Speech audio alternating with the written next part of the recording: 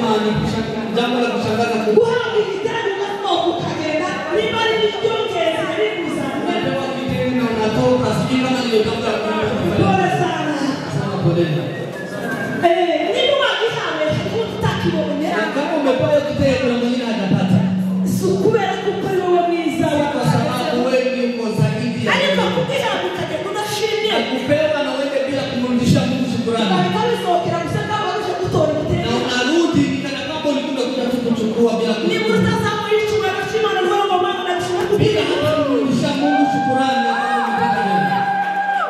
nawe bitero turasura muri cyo bitero nasema turudi nituzamura amaboko yacu tuvuga ngo Mana tuinue mikono tuseme nitakusifu na moyo wangu nzavugira amaboko yawe nitatangaza kazi za mikono yako hari habari haba babiti bitenge makumyabiri kuna wengine ambao wamehifadhi vitego 20 ariko hari abandi bari kufura bakani na kuna wengine anaosha kafua kitego ndiposa aweze kuhifadhi na wewe umepata na unarudi bila kusifu abandi bakafura nijoro kugana mu gitondo na wale ambao wamekosa kutenda tena ndiposa siku ya ibada none unajua kusema kufura ni vyema tumrudishie sifa kuzamura amaboko yawe na tumshukuru Mungu.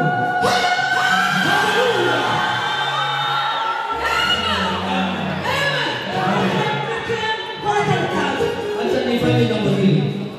Uweka mazamu kama muri munde. Afashe Na nyinyi ambao mnaweza kuja hapa kwa matani. Muza kufashe abantu ha. Njoo ukuje kwa matani. Ariko tushima Tushukuru Mungu asema anabariki wajane.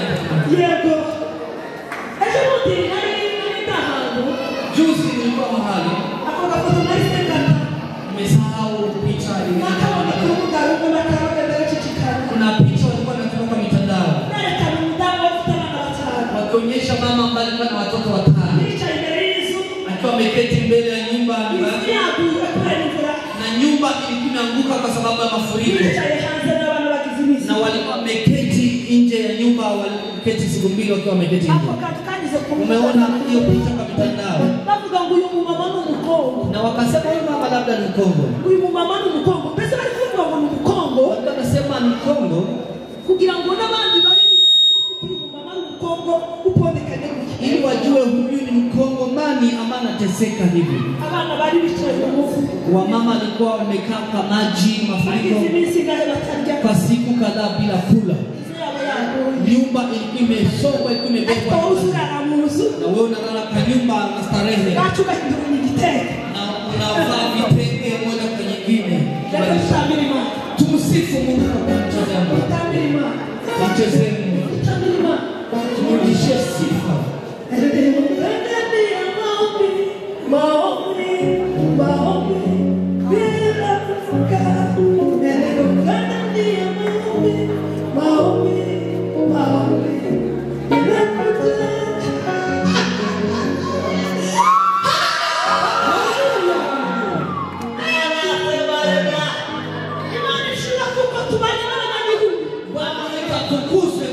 Tumeshirikiana na wananchi. Hiyo ishara ya kwamba kazi inatendeka hapa. Mungu akiwa pamoja nasi.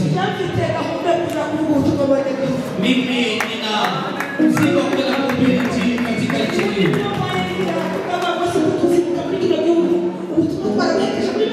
Mimi swali niuliza hapa nchini kabla tufike nyingi kila kona zote. Lazima tuingie kila kona za nchi ya Kenya. Hata uweze kuchezea Mungu. Haleluya. Bwana nitakusifu na moyo wangu wote.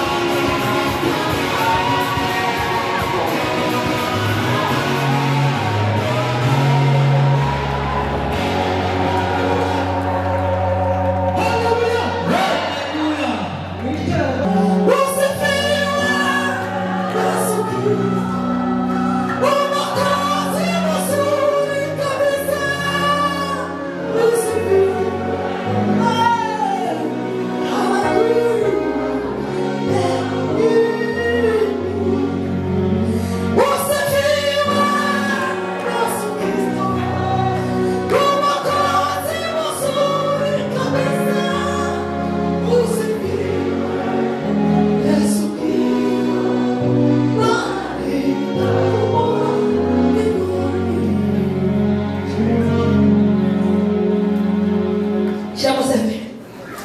Hallelujah. Yes. Urakwiriye mwami Yesu. Hallelujah. Yes. Urakwiriye mwami. Hallelujah. Yes. Abandi ntimutambuke turirimba Imana. Ntabwo twaje mu marushanwa twaje kuririmba.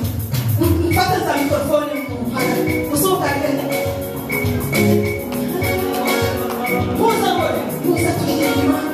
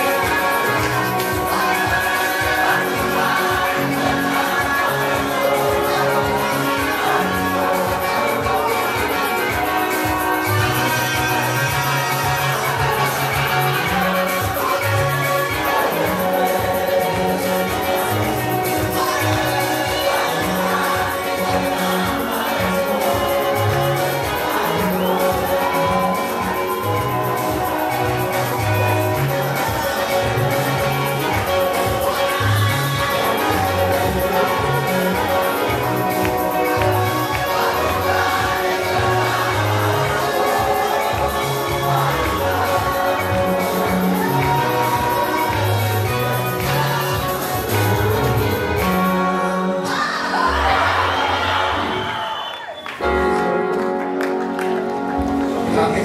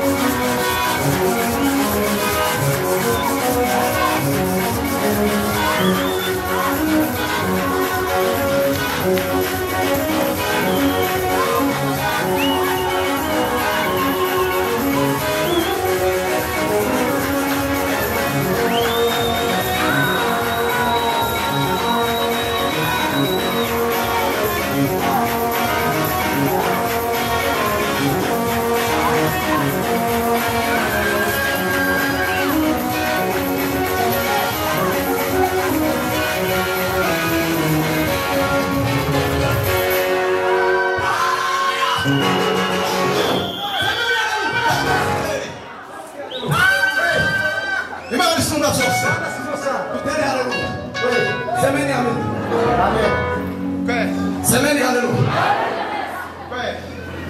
Uzamura amaboko y'Imana. Twaje mu birori bya Mwenda Pastor. Mugenzi wacu. Imana yawe tubahe. Imana tubahe.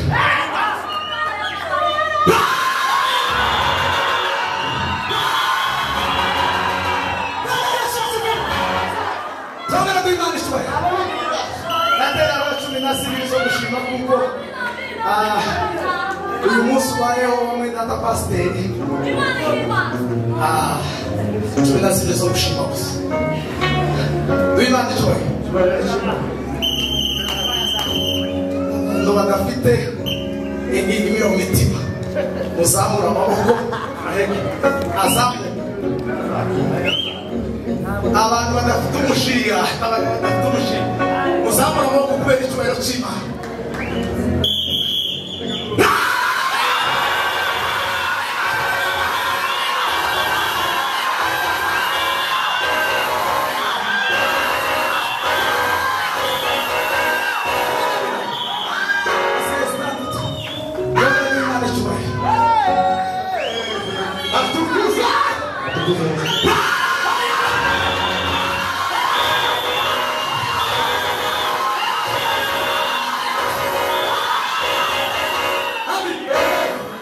Terima kasih.